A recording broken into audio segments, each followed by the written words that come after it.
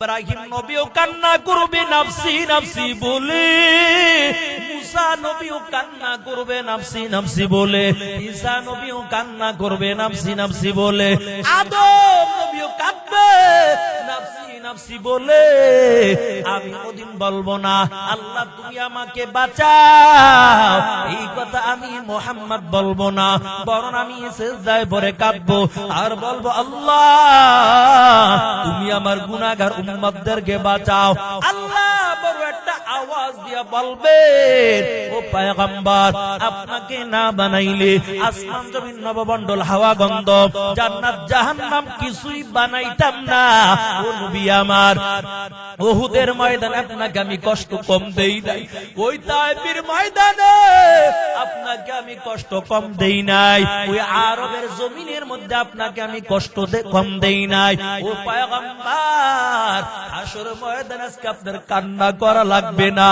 ও নবী আমার, কারণ আদম নবীর জন্য একটা স্পেশাল দোয়া ছিল, মুসা নবীর জন্য একটা স্পেশাল দোয়া ছিল, ইসমাঈল নবীর জন্য একটা স্পেশাল দোয়া ছিল। মুসা নবী অন্য নবীদেরকে আল্লাহ সব নবীদের জন্য একটা স্পেশাল দোয়া দিয়েছে। আদম নবী দোয়াটা দুনিয়ার মধ্যে করেছেন, ঈসা নবীও দোয়াটা দুনিয়ার মধ্যে করেছেন, মুসা নবীও দোয়াটা দুনিয়ার মধ্যে করেছেন। কারণ এটা আল্লাহ তাআলা স্পেশাল ভাবে দিয়েছেন, কয় দোয়া করবেন তো আল্লাহ সাথে সাথে দোয়া কবুল করে নিবে। মায়ার নবীকে একটা স্পেশাল দোয়া দিয়েছেন। আল্লাহর পয়গম্বর তায়েফের ময়দানে যখন কাফের বেঈমানেরা নবীর গায়ের মধ্যে আঘাতটা করলো, জিবরাইল ডাক দেয়া কয় নবী আমার এত কষ্ট দিয়েছে, একটু আল্লাহর কাছে দোয়া করেন। ও স্পেশাল দোয়াটা করেন, আল্লাহ তাআলা দোয়াটা কবুল করে নেবেন। আল্লাহর নবী বলেন না জিবরাইল না, দোয়াটা এখন করব না।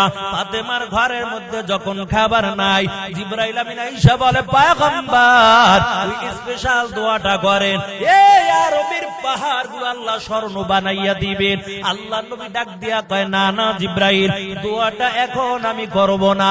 এরে আল্লাহর বান্দা, আমার নবীর ঘরের মধ্যে যখন খাবার নাই, একদিন আর 2 দিন না 7 দিন পর্যন্ত না খাইয়া 7টা পাথর আমার নবী পেটের মধ্যে বেঁধে রেখেছে।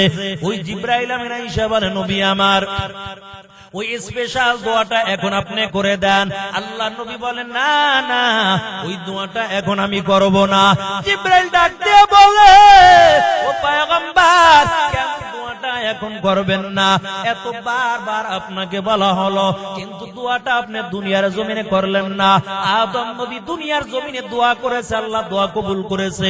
চোখের পানি ছেড়ে দিয়া কাঁদে ছোট বালক আবু হানিফা রাহমাতুল্লাহ আলাইহি, যখন মাদ্রাসার গেটের মধ্যে ঢুকবে ভাব, হঠাৎ করে নজর করে দেখতে পায় এমন একজন আল্লাহর বান্দা বড় চিন্তায় অবস্থায় পড়ে আছে, চোখের পানি ছেড়ে দিয়া কাঁদে। ছোট বালক ডাক দিয়া বলে ও আল্লাহর বান্দা আপনি কেন কাঁদেন? আপনার দিলের মধ্যে কি দুঃখ বলেন? আল্লাহর বান্দা ডাক দিয়া বলে তুমি তো ছোট্ট বালক, তোমার কাছে বলে আর কি লাভ? কারণ আমি মাদ্রাসায় গেলাম, বড় বড় ওলামায়ে কেরামের সঙ্গে পরামর্শ করলাম, কোন সমাধান দিল না। তুমি তো ছোট্ট একটা বালক, তোমার কাছে বলে আর কি লাভ? আবু হানিফা ডাক দিয়ে একটু বলেন দেখি আপনার সমস্যার সমাধান দিতে পারি কিনা। আল্লাহর বান্দা ডাক দিয়ে বলে তবে শুনো, আমার বিবি এবং আমি 2 জনে মিলে ওই পূর্ণিমার চাঁদে, ওই রাত্রবেলা চাঁদের উপর 2 জনে আনন্দ করতেছিলাম।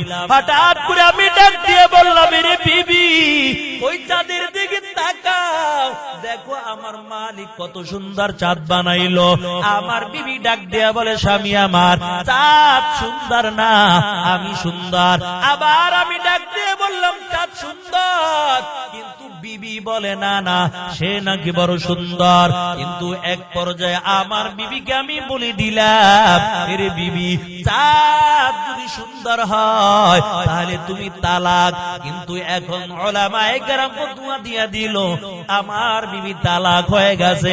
ছোট্ট বালক আবু হানিফা দাঁড়াইয়া বলে, আল্লাহর বান্দা, আপনার কোনো চিন্তা করা লাগবে না, কারণ আমি বলে দিলাম আপনার বিবি তালাক হয় না। কই কি রে, যদিও ছোট্ট বালক, এত বড় ভিতরে মাল আছে। এই ছোট্ট বালক ডাক দিয়া বলে, না না, আপনার বিবি তালাক হয় না।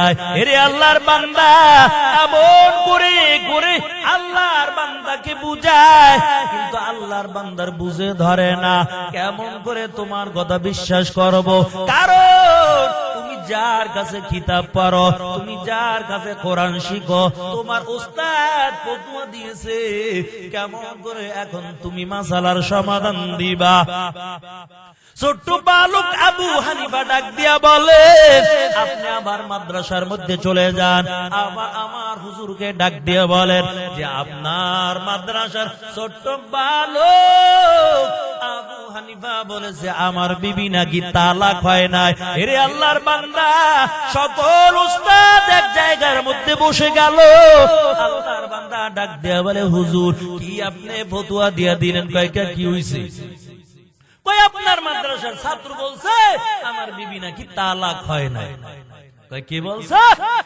কই যে ছোট্ট বালক আবু হানিফা। সবাই মাথা নিচে দিয়ে রইছে। কই যদি আবু হানিফা হয় তাহলে কত সত্য হতেও পারে, কারণ যদিও বালক হয়, আল্লাহ তাআলা এমন ইলমের সাগর, এমন ইলম দান করেছে, কয় যেই মাসালার সমাধান আমরা দিতে পারি না, এই মাসালার সমাধান আবু হানিফা দিতে পারে। আবু হানিফা বুত ইমামে বাসাফা আসরাজে উম্মতানে মুস্তাফা। এর নবীর আশিকের দল। ওই মাদ্রাসার শিক্ষক ডাক দেয়া বলে, আবু হানিফাকে ডাকো। আবু হানিফাকে কাছে ডাকা হয়। কই বাবা কেমন করে মাসালার সমাধান দিলা? কই কেন? মাসালার সমাধান তো আমার দেওয়া লাগে নাই, মাসালার সমাধান আল্লাহ দিয়েছে। কই কেমন করে মালিক সমাধান দিয়েছে? কই সূরা ৩ আপনি তেলাওয়াত করতে থাকেন। হুজুর তেলাওয়াত করতেছে, ওয়াত-তিনি ওয়াজ-যাইতুন ওয়া তুরি সিনিন ওয়া হাযাল বালাদিল আমিন লাকাদ খালাকনাল ইনসানা ফি আহসানি তাকওয়িম। আবু হানিফা লুকমা দেয়, না না, লাকাদ খালাকনাল ইনসানা হবে না, লাকাদ খালাকনাল কমারা ফি আহসানি তাকওয়িম। উস্তাদ কয় কোরআন খুলে দেখো, তুমি কমার শব্দ কই পাইলা? আল্লাহ তো এখানে ইনসানের কথা বলেছে। কয় কেন? আল্লাহ যদি বলেন লাকাদ খালাকনাল ইনসান, তাহলে কেন আপনারা চাঁদকে সুন্দর বানাইলেন? যদি চাঁদ সুন্দর হইতো, কমার শব্দের অর্থ হলো চাঁদ। যদি চাঁদ সুন্দর হইতো তাহলে আল্লাহ বলতো লাকাদ খালাকনাল কমারা ফি আহসানি তাকওয়িম। যেহেতু আল্লাহ কমার শব্দ ব্যবহার করে নাই, আল্লাহ বলেছেন লাকাদ খালাকনাল ইনসানা ফি আহসানি তাকওয়িম। আল্লাহ যেহেতু মানুষের কথা বলেছেন, চাঁদ আল্লাহ সুন্দর বানায় নাই। চার জিনিসের কসম খেয়ে আল্লাহ বলেন মানুষকে বড় সুন্দর বানাইলাম।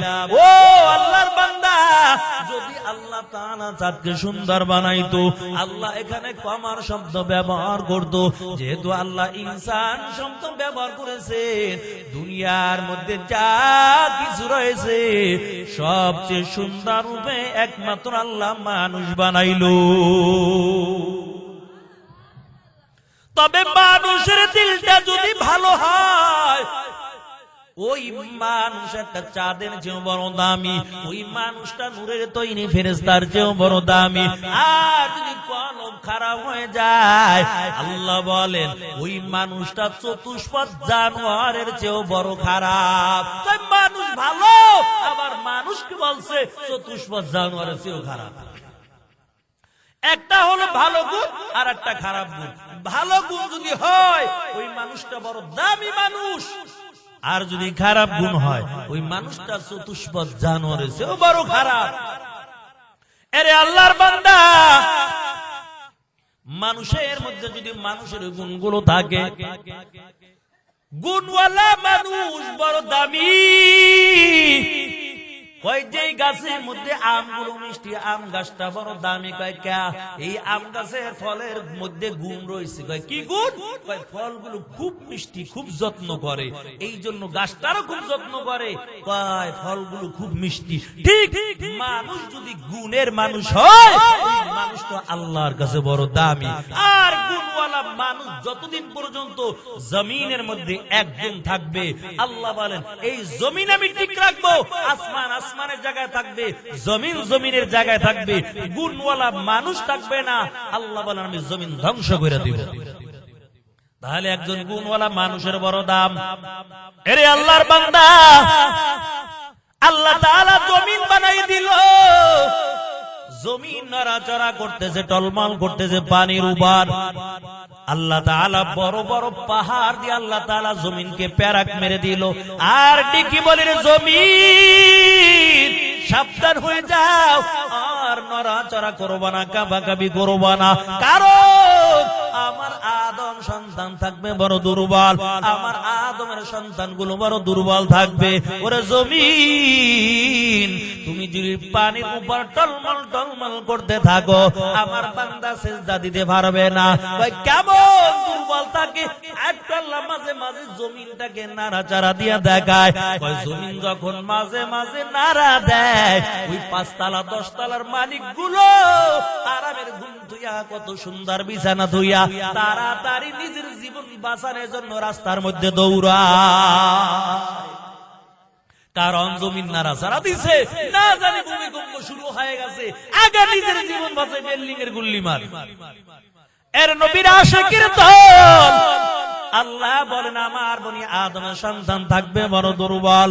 এর জমিন আমি বড় বড় পাহাড় দিয়া জমিনটাকে ব্যারাক মেরে দিলাম, জমিন নড়াচড়া করা বন্ধ হয়ে গেল। আল্লাহ জিবরাইলকে পাঠাইয়া বলে, জিবরাইল যাও যাও, এই জমিন থেকে মাটি আনবা, আমি এখন আদম বানাইব। জিবরাইল জমিনের মধ্যে চলে আসলো, জমিন কান্না শুরু করে দিল।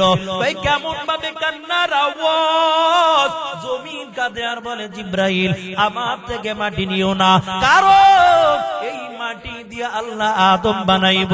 আল্লাহ কাউকে জাহান্নামের মধ্যে দিবে, আল্লাহ কাউকে জান্নাত দান করে দিবে, জাহান্নামের আগুন সইতে পারবো না। জিবরাইলের কাছে বড় মায়া লেগে গেল। জিবরাইল মালিকের কাছে হাজির হয়ে যায়, ডাক দিয়া বলে আল্লাহ জমিন থেকে মাটি আনতে পারলাম না। আল্লাহ বলে কেন? ওই জিবরাইল ডাক দিয়া কয় মালিক জমিন কান্না করে। কয় কেন জমিন কান্না করে? ওই জাহান্নামের বড় ভয়। এর মুসলমান আল্লাহর বান্দা, আজকে আমাদের কলিজার মধ্যে জাহান্নামের কোনো ভয় নাই, ওই জাহান্নামে পরকালের কোনো ভয় নাই, পুলসিরাতের কোনো ভয় নাই, অন্ধকার কবরের কোনো ভয় নাই। অথচ মায়ার নবী জানাইয়া দেয়, ও আয়েশা কিয়ামতের ময়দানে এত বড় ভয়ানক অবস্থা হয়ে যাবে, সব মানুষগুলো উলঙ্গ হইয়া আল্লাহর দরবারে উঠবে, সব মানুষগুলো উলঙ্গ হইয়া হাসরের ময়দানে উঠবে। আম্মা জান আয়েশা ডাক দিয়ে বলে, পয়গম্বর আমি আয়েশা তো পর্দার মধ্যে ছিলাম, আমি কি উলঙ্গ হইয়া কিয়ামতের ময়দানে উঠবো? আল্লাহর নবী বলে, আয়েশা শুধু তুমি কেন, সমস্ত নবীরা উলঙ্গ অবস্থায় উঠবে, একমাত্র আমি মুহাম্মদ ব্যতীত সমস্ত মানুষগুলো উলঙ্গ অবস্থায় উঠবে। আম্মা জান আয়েশা ডাক দিয়া বলে, নবী আমার ওই হাসরের ময়দানে আমি কি লজ্জা পাবো না? আমি তো পর্দার মধ্যে ছিলাম, আমার কি লজ্জা হবে না? আল্লাহর নবী ডাক দিয়া বলে, আয়েশা কেমন করে লজ্জা হবে? নিজের পরনে কাপড় নাই এটারও কোনো খবর থাকবে না, অন্যের পরনে কাপড় আছে কিনা এটা তো দেখা দূরের কথা, নিজের পরনে কাপড়ে কোনো খবর থাকবে না। ওরে আয়েশা তবে শুনো, কিয়ামতের ময়দানে মানুষগুলো ওঠার পর সব আসমানের দিকে তাকাইয়া থাকবে। ওদিন সূর্য আর 9,30,00,000 মাইল উপরে সূর্য থাকবে না। আল্লাহ ডাক দিয়ে বলবে, সূর্য আজকে নিচে নামো। অর্ধ হাত মাথার উপরে আসমান চলে আসবে। ওই সূর্যটা অর্ধ হাত মাথার উপরে চলে আসবে। সূর্যটার 11টা মুখ রয়েছে, একটা মুখ মাত্র খোলা উপরের দিকে তাও দেওয়া, বাকি মুখগুলো বন্ধ। এই একটা মুখের মধ্যে দৈনিক হাজার হাজার ফেরেশতারা বরফ দিতেছে, কারণ এটার তাপ নিয়ন্ত্রণ করার জন্য। এরে আল্লাহর বান্দা, কিয়ামতের ময়দানে আল্লাহ বলবে না, সূর্য তোর তাপকে আজকে তুমি কমাইয়া দাও। আল্লাহ বলবে না, ফেরেশতার দল এই সূর্যের মধ্যে বরফ ঢেলে দাও, কারণ আমার বান্দা বান্দি গুলো সূর্যের তাপ সইতে পারবে না। আবার আল্লাহ এমন কিছুই বলবে না, বরং আল্লাহ আওয়াজ দিয়ে বলবে, রে সূর্য আজকে তোর 11টা মুখ উপরের দিকে থাকবে না, তোমার মুখগুলো সব নিচের দিকে দিয়া দাও। এরে আল্লাহর বান্দা, সূর্যটার 11টা মুখ সব নিচের দিকে চলে আসবে। শুধু এতটুকু ক্ষান্ত নয়, ওদিন জমিনটা মাটির জমিন থাকবে না, কারণ আল্লাহ পুরো জমিনটা তামার জমিন বানাইয়া দিবে। এই যে কারেন্টের তার থাকেন উপরে কভার লাগানো, নিচে একটা তার রয়েছে, একটা গুনার মতন আছে তামার। কারণ তামা দিয়া কেন বানাইলো, তার একমাত্র কারণ এখানে সূর্য দিবেন, মিনিটের মধ্যে হাজার হাজার মাইল দূরে যাবে। এরে আল্লাহর বান্দা, এই জমিনটা তামার জমিন হয়ে যাবে একমাত্র কারণ মুফাসসিরিন কেরাম বলেন, সূর্যের তাপ লাগার সাথে সাথে এই জমিনটা কয়লার মতন লাল হয়ে যাবে। বেনামাজির মাথার মগজগুলো টকবক টকবক করে ফুটতে থাকবে, আর বারবার মালিককে ডাকবে। আল্লাহ তাআলা একটা ডাকের মধ্যেও সাড়া দিবে না। এর নবীর আশিকের দল, আল্লাহ বারবার আওয়াজ দিয়া বলবে, এরে সূর্য আজকে তোমার মধ্যে যত তাপ আছে তাপগুলো দিয়া দাও। এই বান্দার জন্য আমি জমিন বানাইছিলাম, এই বান্দার জন্য আমি আসমান বানাইলাম। আমার বান্দা দুনিয়ার জমিনে থাইকা আমার নাফরমানি করেছে, আমি আল্লাহর দেওয়া মাছ খাইয়া কত দুনিয়ার মধ্যে কত আরাম আসে দিন কাটাইলো। আমি আল্লাহর হাজারো নাজ নেয়ামত গুলো খাইলো, আমি আল্লাহর হুকুম পালন করে নাই। সূর্যের তাপ আজকে এমন থাকবে না, যত তাপ রয়েছে তাপগুলো দিয়া দাও। মায়ার নবী ডাক দিয়া বলে, আয়েশা শুনো, ওদিন সূর্যের তাপে মানুষের মাথার মগজগুলো ঠাস ঠাস করে ফেটে যাবে, আর মাথার মগজগুলো ভাতের মারের মতো পড়তে থাকবে। বেনামাজি নাফরমান ওই বেঈমানের দলগুলো তাড়াতাড়ি লক্ষ লক্ষ কোটি কোটি মানুষগুলো চিৎকারের আওয়াজ, ওই কেউ আওয়াজ শুনবে না। মানুষগুলো দৌড়াইতে দৌড়াইতে আদম নবীর কাছে চলে যাবে। ও আদম, আমরা তো আপনার সন্তান, আজকে আমাদের জন্য একটু সুপারিশ করে দেন। আদম নবী সিজদায় পড়ে কাঁদবে, আর বলবে নাফসি নাফসি বলে কান্না করবে, আর বলবে আল্লাহ তুমি আমাকে বাঁচাও, আল্লাহ তুমি আমাকে বাঁচাও, আল্লাহ তুমি আমাকে বাঁচাও। আদম নবী বলবে, আজকে আমি সুপারিশ করতে পারবো না, তবে যাও যাও আজকে ঈসা নবীর কাছে চলে যাও। এরে আল্লাহর বান্দা, মানুষগুলো দৌড়াইয়া ঈসা নবীর কাছে চলে আসবে। ঈসা নবীর কাছে বলবে, একটু সুপারিশ করেন। ঈসা নবী সিজদায় পড়ে কাঁদবে, আর নাফসি নাফসি বলে কান্না করবে, আর বলবে আল্লাহ আজকে তুমি আমাকে বাঁচাও বাঁচাও। ওই ঈসা নবী আল্লাহর কাছে সুপারিশ করবে না। ঈসা নবী বলবে, আমার পক্ষে সম্ভব না সুপারিশ করার, তবে যাও যাও তোমরা ইব্রাহিম খলিলুল্লাহর কাছে চলে যাও। ইব্রাহিম খলিলুল্লাহ সুপারিশ করবে না, বলবে মুসা নবীর কাছে চলে যাও।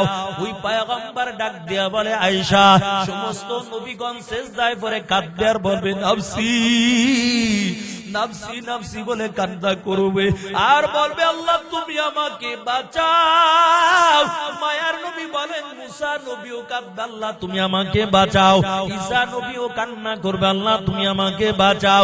ও আদম নবীও কান্না করবে আর বলবে আল্লাহ আজকে তুমি আমাকে বাঁচাও। ইব্রাহিম খলিলুল্লাহ বলবে আল্লাহ তুমি আমাকে বাঁচাও। একমাত্র আল্লাহ নবী ডাক দেয়া বলে রে আয়েশা তুমি শুনে নাও আমি নবী ওদিন আমি বাঁচার জন্য বলবো না, আল্লাহ তাআলা আমার জন্য একটা জায়গা বানাইয়া রাখছে। ওই যে মাকামে মাহমুদ নামে একটা জায়গা, ওই জায়গার মধ্যে আমি সিজদায় পড়ে কাঁদবো আর বলবো আল্লাহ আজকে তুমি আমার গুনাহগার উম্মতদেরকে বাঁচাও। আয় আল্লাহ তুমি আমার গুনাহগার উম্মতদেরকে আল্লাহ তুমি বাঁচাও। আল্লাহ বলবেন পয়গম্বর আপনি সিজদা থেকে মাথাটা উঠাইয়া দেন। মায়ার নবী সিজদা থেকে মাথা উঠাইবে। আল্লাহ বলবেন ও নবী আমার আপনি এই জাহান্নামে গেটে দাঁড়ানো থাকবেন। আল্লাহ একটা বড় কুরসি বানাইয়া রাখবেন। আল্লাহ তাআলা বলবেন পয়গম্বর আপনি কুরসির মধ্যে আজকে বসে যান। আল্লাহর পয়গম্বর কুরসির মধ্যে বসবেন না। আল্লাহ আবার বলবেন নবী আমার আপনি কুরসির মধ্যে বসে যান। আল্লাহ নবী কুরসির মধ্যে বসবে না। আবার আল্লাহ বলবেন ও নবী আমার আপনি কুরসির মধ্যে আপনি বসে যান। আল্লাহর পয়গম্বর একটা হাত কুরসির মধ্যে রাখবেন। আল্লাহ বলবেন ও নবী আমার কেন আপনি কুরসির মধ্যে বসলেন না? ওই পয়গম্বর ডাক দিয়া বলবে ও দরমালিক আমি জানি এই কুরসি হলো একটা জান্নাতের কুরসি। আমি যদি এই চেয়ারের মধ্যে আজকে বসে যাই এমন হতে পারে আমাকে টান দিয়া জান্নাতের মধ্যে নিয়ে যাবে আর আমার গুনাহগার উম্মতগুলো টেনে টেনে যদি জাহান্নামের মধ্যে ফালায় আল্লাহ আমি তোমার জান্নাতের মধ্যে যাব না। এর নবীর আশিকির দল আল্লাহ বলবেন নবী আমার আপনি জাহান্নামের গেটের মধ্যে দাঁড়াইয়া যান। দেখবেন আপনার একটা গুনাহগার উম্মত যেন জাহান্নামের মধ্যে না যায়। মায়ার নবী দাঁড়াইয়া থাকবে। আল্লাহর পয়গম্বর দেখবেন কারো চেহারা বানরের মতন, ফেরেশতারা হাতে পায়ের মধ্যে জাহান্নামের শিকল লাগাইয়া টেনে টেনে জাহান্নামের মধ্যে ফালাইয়া দেয়। কারো চেহারা থাকবে কুকুরের মতন। আল্লাহর নবী দেখবেন ওই কুকুরের মতো চেহারা দেখা যায় টেনে টেনে জাহান্নামের মধ্যে ফালায়। আবার শুনবে কানের মধ্যে কান্নার আওয়াজ, জাহান্নামের মধ্যে চিৎকারের আওয়াজ। কারা জানি জাহান্নামের মধ্যে চিৎকার মারতেছে। এর নবীর আশিকের দল আল্লাহর কাছে বলবে মালিক আমার উম্মতের কান্নার আওয়াজ এগুলো আমার কানের মধ্যে আসে। আয় আল্লাহ তুমি কি আমার গুনাহগার উম্মতকে জাহান্নামের মধ্যে ফালাইছো? এর নবীর আশিক আল্লাহর নবী ডাক দিয়া কয় কিয়ামতের ময়দানে 10 সূরাত নিয়ে মানুষগুলো হাসরের ময়দানে দাঁড়াইয়া যাবে। কারো চেহারা বানরের মতন হয়ে যাবে, কারো চেহারা কুকুরের মতন হয়ে যাবে, কারো চেহারা শুয়ারের চেহারার মতন হয়ে যাবে। তেরে আশিক মানুষের সূরত থাকবে না, কারণ গুনাহ করার কারণে মানুষের চেহারাগুলা পরিবর্তন হয়ে যাবে। দুনিয়ার জমিনের মধ্যে যারা ঘুষ খাইছে সুদ খাইছে ওই মানুষগুলো চেহারা কুকুরের চেহারার মতন হয়ে যাবে। টেনে টেনে জাহান্নামের শিকল লাগাইয়া জাহান্নামের মধ্যে ফালাইবে। মায়ের নবী দেখবে কুকুরের মতন দেখা যায়। আল্লাহর নবী তো উম্মতের মতো দেখতে পারবে না আর আল্লাহর নবী কিছুই বলতেও পারবে না। আমার মায়ের নবীর আবার কান্নার আওয়াজ। আল্লাহর পয়গম্বর আবু বকরকে ডাক দিয়া বলবে হে আবু বকর জলদি করে তুমি ওই সিরাতের কিনারায় চলে যাও। এরে ওমর তাড়াতাড়ি মিজানের পাল্লার কিনারায় চলে যাও। এরে বেলাল জলদি করে যাও। আমার একটা গুনাহগার উম্মত যেন আজকে জাহান্নামে না যায়। এরে আবু বকর ওসমান আলী যাও ওই মিজানের পাল্লায় যাইয়া দাঁড়াইবা, আমার গুনাহগার উম্মতের পাল্লা যেন ভারী না হইয়া যায়। এরে আল্লাহর বান্দা একবার আল্লাহর নবী পাগলের মতো হইয়া জাহান্নামের গেটে আইসা দাঁড়াইবে, আবার দৌড়াইয়া পলসিরাতের কিনারায় দাঁড়াইবে, আবার দৌড়াইয়া মিজানের পাল্লায় দাঁড়াবে। কিছু মানুষের গুনার পাল্লা ভারী হয়ে যাবে। আল্লাহর পয়গম্বর ওই মিজানের পাল্লার কিনারায় যখন হাজির হয়ে যাবে, নবী দেখবেন কিছু কিছু লোকের পায়ের মধ্যে জাহান্নামের শিকল লাগানো আর চিৎকারের আওয়াজ। আল্লাহ নবী ডাক দেয়া বলবো, ফেরেশতার দল আমার উম্মতের পায়ের মধ্যে কেন জাহান্নামের শিকল লাগাইলা? ফেরেশতারা ডাক দেয়া বলবে, আল্লাহ ওই তোমার বান্দার গুনার আমল ভারী হয়ে গেছে, এই জন্য জাহান্নামের শিকল তোমার বন্ধু উম্মতের পায়ের মধ্যে লাগাইয়া দিয়েছি।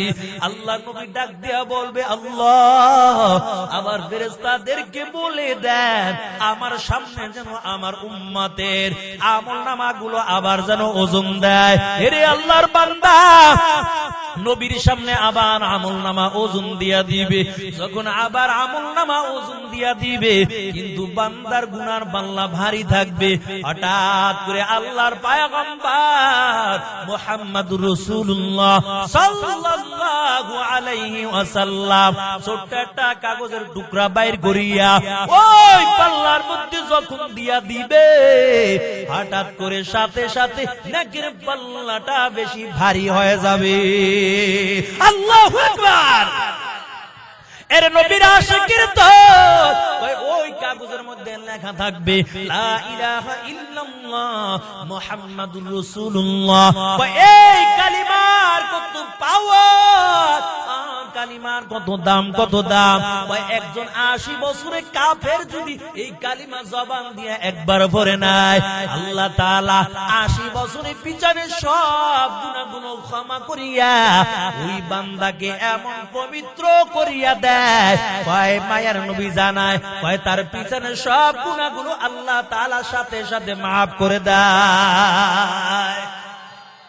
এর নবীর আশিকের দল মায়ার নবী ডাক দিয়া বলে, আয়েশা কিয়ামতের ময়দানের মধ্যে আল্লাহ তাআলা ওই মাকামে মাহমুদের মধ্যে যখন আমার জায়গা করে দিবে, ওই জায়গার মধ্যে সিজদায় পড়ে আমি কান্না করব।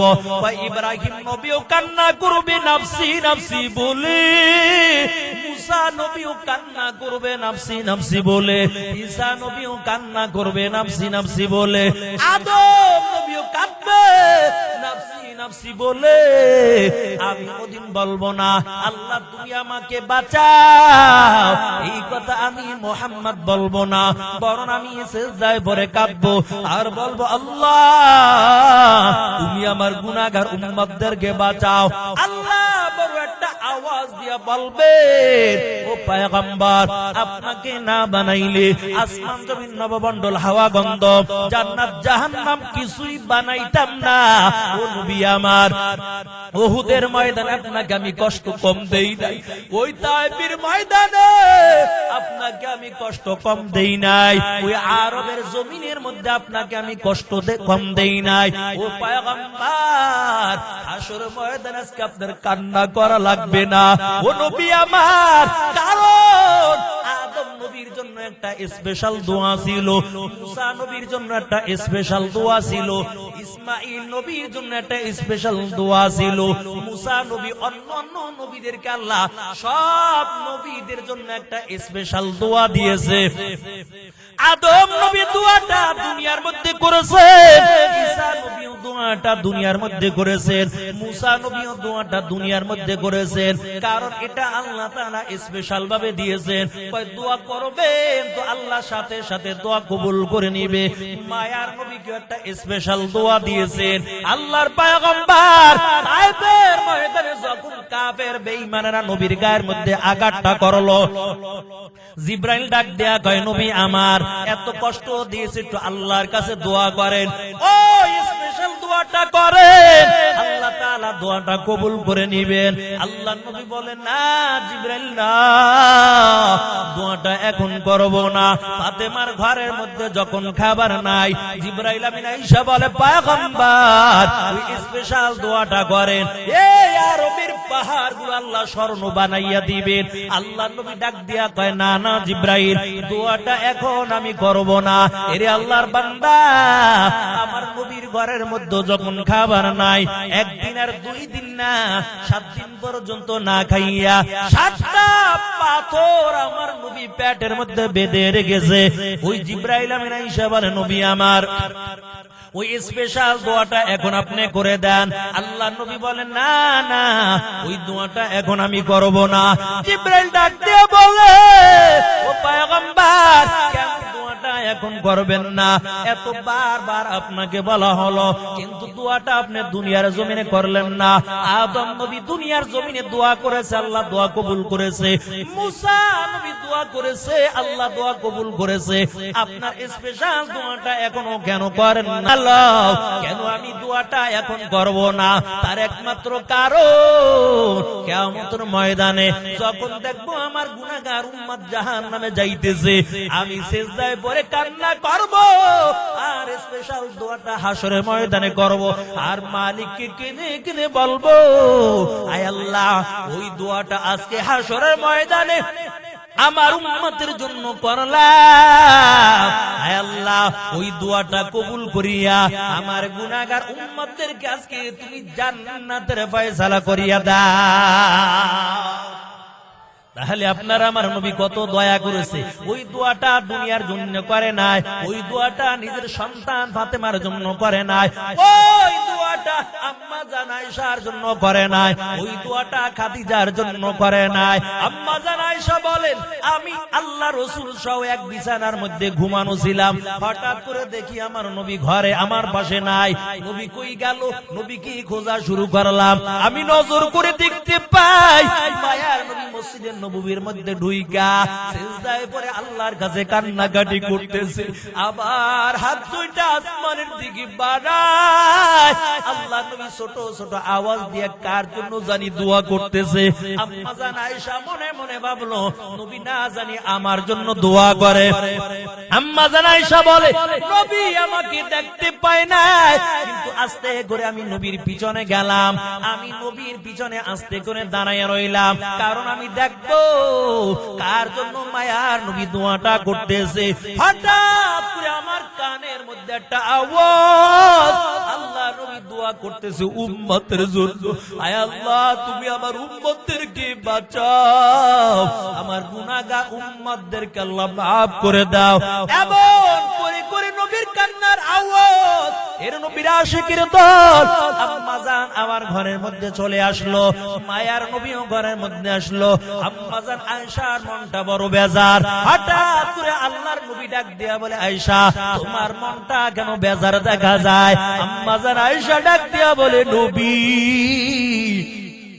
আপনি দোয়া করতেছিলেন, হঠাৎ করে আমি দেখলাম উম্মতের জন্য দোয়া করেন। আল্লাহর পয়গম্বর ডাক দেয়া কয়, রে আয়েশা, তবে শুনিয়া লও, আমার উম্মতের জন্য শুধু আমি একবার দোয়া করি না, 5 বার নামাজ আদায় করি। আমি রাত্রবেলা নামাজে দাঁড়াইয়া যাই, যতবার আমি হাত দুইটা আসমানের দিকে বাড়াই, আমি ততবার আমার উম্মতের জন্য আমি আল্লাহর কাছে দোয়া করতে থাকি। মায়ার নবী উম্মতের জন্য পাগল, আর আমরা দুনিয়ার জন্য পাগল। এর নবীর আসে কিয়ামত যখন কায়েম হয়ে যাবে, জিবরাইল আমিন আল্লাহ বলবে জিবরাইলকে, ও জিবরাইল যাও, আজকে কিয়ামত কায়েম হবে, তবে আজকে দুনিয়া থেকে সর্বপ্রথম মানুষটাকে উঠাও। জিবরাইল বলবে, আল্লাহ, আজকে সর্বপ্রথম কাকে হাসরের মাঠে উঠাবো?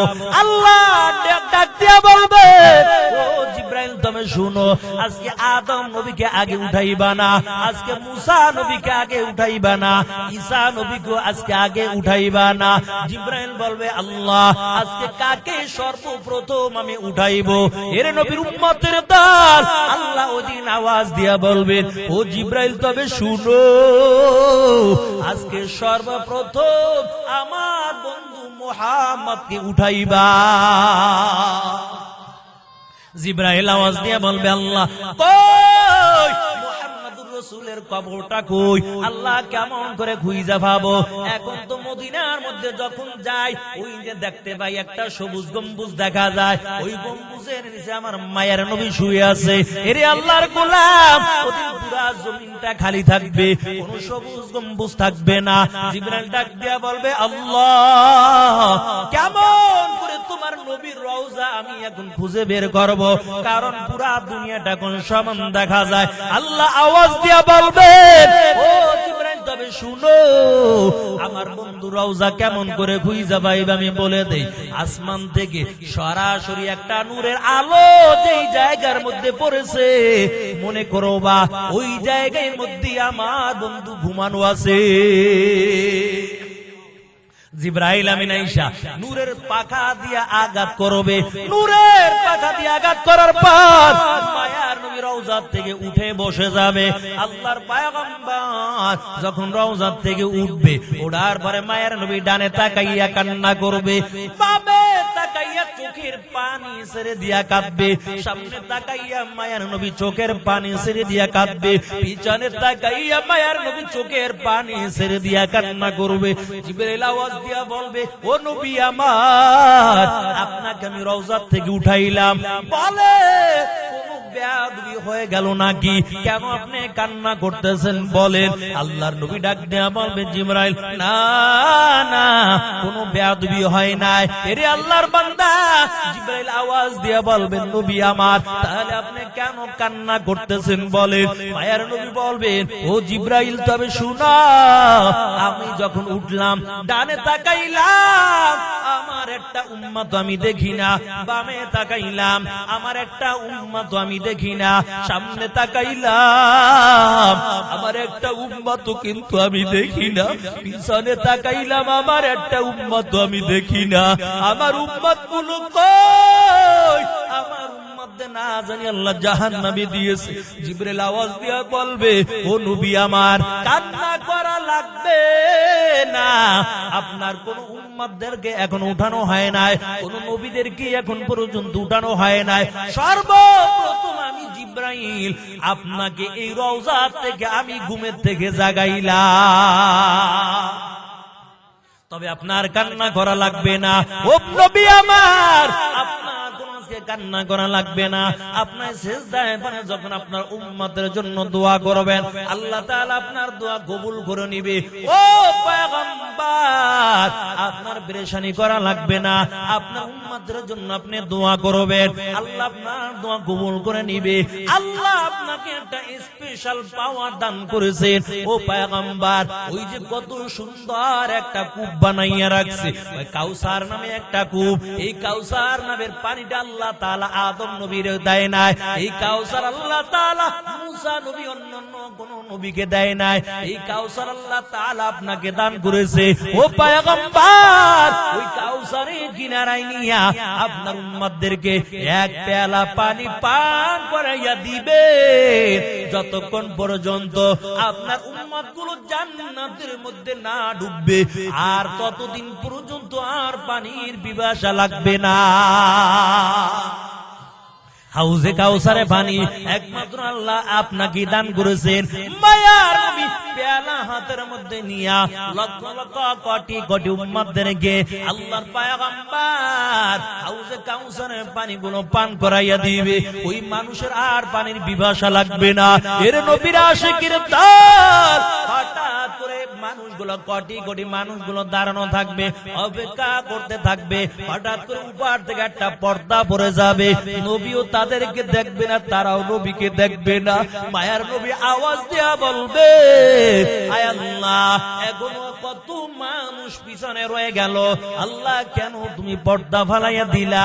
আল্লাহ আওয়াজ দিয়া বলবেন, নবী আমার, এরা আপনার উম্মত না, কারণ এরা দুনিয়ার জমিনের মধ্যে আপনার রাসূলের সুন্নাতকে ভালোবাসে নাই, আপনার রাসূলের দাড়িকে ভালোবাসে নাই, আপনার রাসূলের সুন্নাত মাথায় ডুবিকে মোহাব্বত করে নাই, আপনার রাসূলের সুন্নাত লম্বা জামাকে মহব্বত করে নাই, আপনার রাসূলের উম্মত, আপনার উম্মত গুলো দুনিয়ার জমিনের মধ্যে আপনি যাদেরকে ওয়ারিস বলেছেন, আল উলামা ওয়ারাসাতুল আম্বিয়া, উলামায়ে কেরামকে মহব্বত করে নাই, উলামায়ে কেরামের সঙ্গে বেয়াদবি করেছে, কুরআন ওয়ালাদের সঙ্গে গাদ্দারি করেছে। এরা আজকে হাউজে কাউসারের পানি পাবে না, এরা আজকে হাউজে কাউসারের পানি তাদের নসিব হবে না। তাহলে বোঝা গেল যারা রাসূলের সুন্নাত তরিকায় চলবে না, কিয়ামতের ময়দানে হাউজে কাউসারের পানি তাদের নসিব হবে না। তবে আমরা আল্লাহর কাছে দোয়া করে নেই, আল্লাহ তাআলা যেন আমাদের সবাইকে কিয়ামতের ময়দানে হাউজে কাউসারের পানি আল্লাহ নসিব করে দেয়। দুনিয়ায় ক্ষমতা পাইয়া উলামায়ে কেরামদের সম্মান দিতে জানো না, কোরআন ওয়ালাদেরকে দাম দিতে জানো না। দুনিয়া জমিনে দেখছো যারা উলামায়ে কেরামের সঙ্গে বেয়াদবি করেছে, আল্লাহ দুনিয়ার জমিনে তাদের লাঞ্ছিত করেছে, আল্লাহ দুনিয়ার জমিনের মধ্যে তাদের অপমান করেছে। এরে আল্লাহর বান্দা, আল্লাহ আর কত দেখাইবে? আল্লামা দেলোয়ার হোসেন সাঈদীর মামলার রায় যেই ব্যক্তি দিয়েছে, আল্লাহ এমন বিচার করেছে কলা পাতার মধ্যেও শুয়াও তার বড়ও পালাইতে পারে না। কত বলেন ঠিক কিনা? এটা দুনিয়া দেখছে। সাঈদীর যে মামলায় যে রায় দিয়েছে, বাংলাদেশ ছাড়ার জন্য, পালানোর জন্য, ইঁদুরের গর্তের মধ্যে ঢোকার জন্য, কলা পাতার মধ্যে ঘুমাইয়াও রক্ষা পায় না, এখন জেলখানার মেহমান। তাহলে বোঝা গেল উলামায়ে কেরামের সঙ্গে বেয়াদবি করা যাবে না। উলামায়ে কেরামের সঙ্গে বেয়াদবি করবা, তোমার ঘরের মধ্যে জীবনে শান্তি চোখে দেখবা না। কারণ উলামায়ে কেরামের দিলের মধ্যে যদি কষ্ট দাও, রাসূল বলেছে আল উলামা ওয়ারাসাতুল আম্বিয়া, আমার ওয়ারিস হলো উলামায়ে কেরাম। কিসের ওয়ারিস? না বুঝি জাগার ওয়ারিস, সম্পত্তির ওয়ারিস না, এরা ইলমের ওয়ারিস, এরা নবীর আশিকের দল। এই জন্য সুন্নাত ওয়ালাদেরকে মহব্বত করব, দাড়ি বাঁকা মুরাব্বিদেরকে দেখলে মহব্বত করব, আল্লাহর কাটি নামাজি বান্দাদেরকে দেখার পর দিন দিয়ে তাদেরকে ভালোবাসবো। মায়ার নবী জানায়া দেয়, যারা তিন ব্যক্তিকে সম্মান করে না, আল্লাহ নবী বলেন তারা আমার উম্মত নয়। এই জন্য আলেমদেরকে সম্মান করব, আলেমদের ইজ্জত করব, মুরাব্বিদের দেখলে সম্মান করব, বড়দেরকে সম্মান করব। এরে আল্লাহর বান্দা, সাহাবায়ে কেরাম মুরাব্বিদেরকে দেখলে কেমন সম্মান করেছে। মায়ার নবী ডাক দেয়া বলে, সাহাবায়ে কেরাম যদি বুড়া মানুষ দেখো সম্মান করবা, সাবধান তাদের সঙ্গে তোমরা বেয়াদবি করবা না।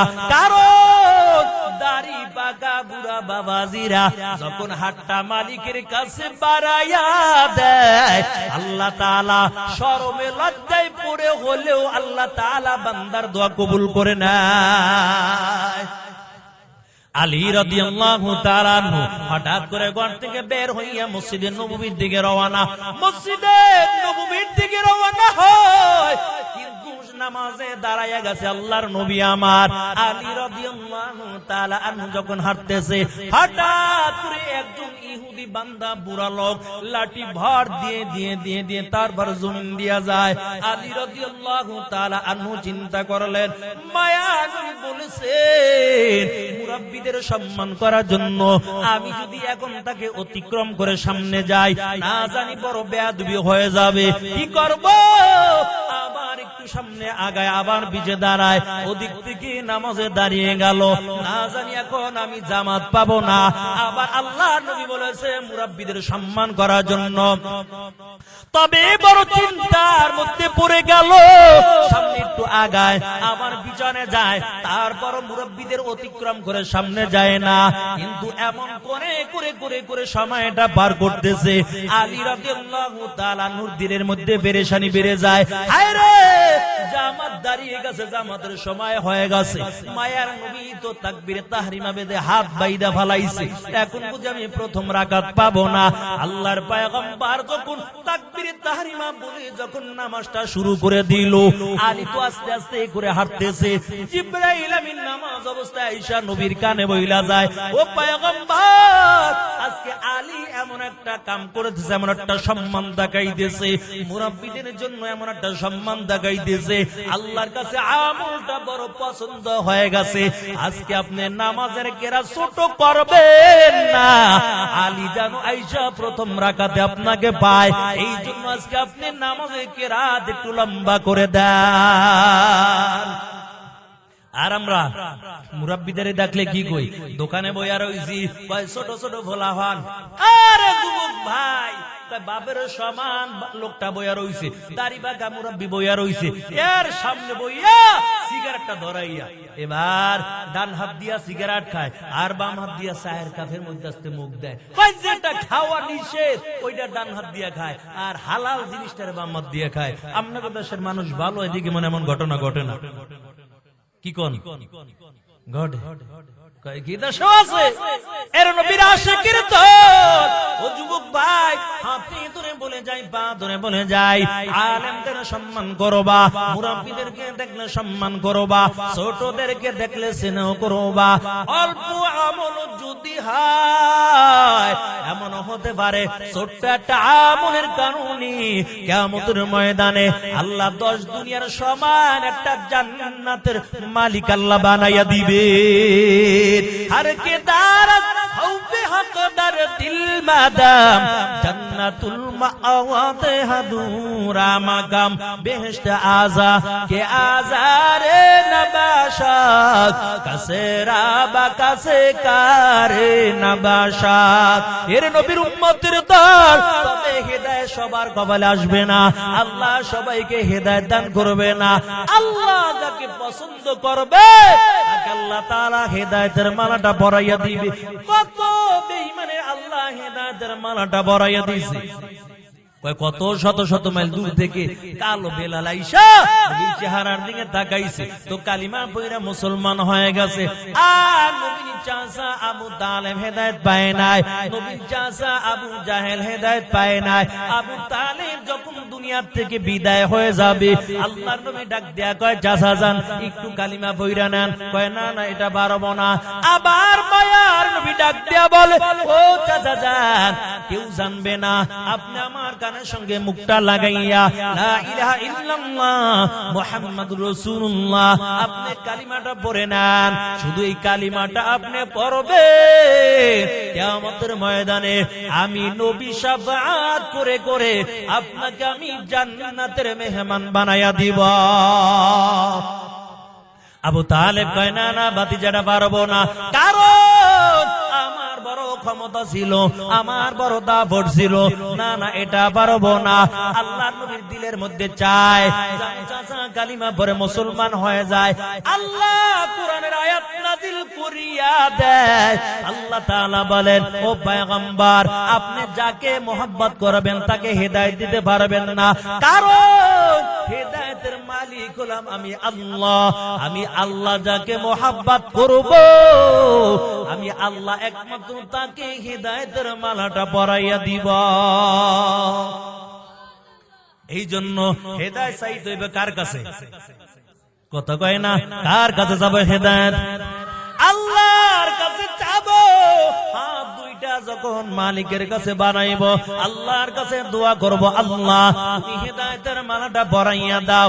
আমি বড় গুনাহগার, আমার মতন নাফরমান কেউ নাই, কেউ নাই। আয় আল্লাহ, তুমি আমার জীবনে গুনাহ maaf করে দাও। আল্লাহ দুনিয়াবাসী সকলে গুনাহ maaf করে দাও। আল্লাহ হেদায়েতের মালাটা পরাইয়া দাও। আমল করে করে যদি আল্লাহর কাছে দোয়া করে নেই, আল্লাহ তাআলা বান্দার দোয়া কবুল করিয়া ওই বান্দাকে আল্লাহ তাআলা হেদায়েতের মালা পরাইয়া দিবেন। কয় ছোট্ট বালক জুনায়েদ বাগদাদী রাহমাতুল্লাহ আলাইহি, একজন ছোট্ট বালক, খ্রিস্টান যুবকের সঙ্গে তার ভালো বড় সম্পর্ক ছিল। একদিন খ্রিস্টান যুবক জুনায়েদ বাগদাদীর কাছে আইসা আবার তাড়াতাড়ি যাওয়ার জন্য বড় ব্যস্ত হয়ে গেল। ওই ছোট্ট বালক জুনায়েদ বাগদাদি ডাক দিয়া কয়, ও খ্রিস্টান যুবক, তুমি আসনা আবার তাড়াতাড়ি যাওয়ার জন্য কেন ব্যস্ত হয়ে গেছো? ওই খ্রিস্টান যুবক ডাক দিয়া কয়, ও জুনায়েদ, তবে শুনো, তোমাদের যেমন মুসলমানদের ধর্মীয় অনুষ্ঠান হয়, আমাদের খ্রিস্টানদের তেমন একটা অনুষ্ঠান হবে। এই জায়গার মধ্যে আমার হাজির থাকতে হবে, কারণ এই অনুষ্ঠান একবার বছরে হয়। এটা আমাদের খ্রিস্টান পাদ্রী ওই জায়গার মধ্যে হাজির থাকবেন, আর একটা উপদেশ দিবে, আমরা সারা বছর মেনে নিব। ছোট্ট বালক জুনায়েদ বাগদাদি কয়, আমি তোমার সঙ্গে ওই জায়গার মধ্যে যেতে চাই। খ্রিস্টান যুবক ডাক দিয়া বলে, ও মুসলমানের সন্তান, না না, ওই জায়গার মধ্যে তুমি যেতে পারবা না, কারণ ওই জায়গার মধ্যে কোন মুসলমানের সন্তান যেতে পারে না। যদি কোন মুসলমান সন্তানকে পায়, তাকে বন্দী করে রাখে। জুনায়েদ বাগদাদি কয়, আমাকে নিয়ে তোমার কোনো চিন্তা করা লাগবে না, কারণ মুসলমানের কোনো ভয় নাই। মুসলমান ভালো করে জানে, যদিও মুসলমানের দুনিয়ার জমিনে কেউ নাই, তবে মুসলমানের সঙ্গে আল্লাহ আছে। এই জন্য মায়ার নবী যখন জাবালে সুরের মধ্যে আবু বকরকে নিয়ে সময়টা কাটায়, ওই গুহার মধ্যে যখন আল্লাহর পয়গম্বর আবু বকরের রানের মধ্যে মাথা দিয়া যখন ঘুমায়, হঠাৎ করে কাফেরের দল হাতের মধ্যে বড় বড় তলোয়ার নিয়ে জাবালে সুরে চলে গেল। এরে আল্লাহর বান্দা, নবীকে কতল করার জন্য জাবালে সুরের মধ্যে চলে গেল। আল্লাহর পয়গম্বর ওই জাবালে সুরের গুহার মধ্যে ঢুকে গেল।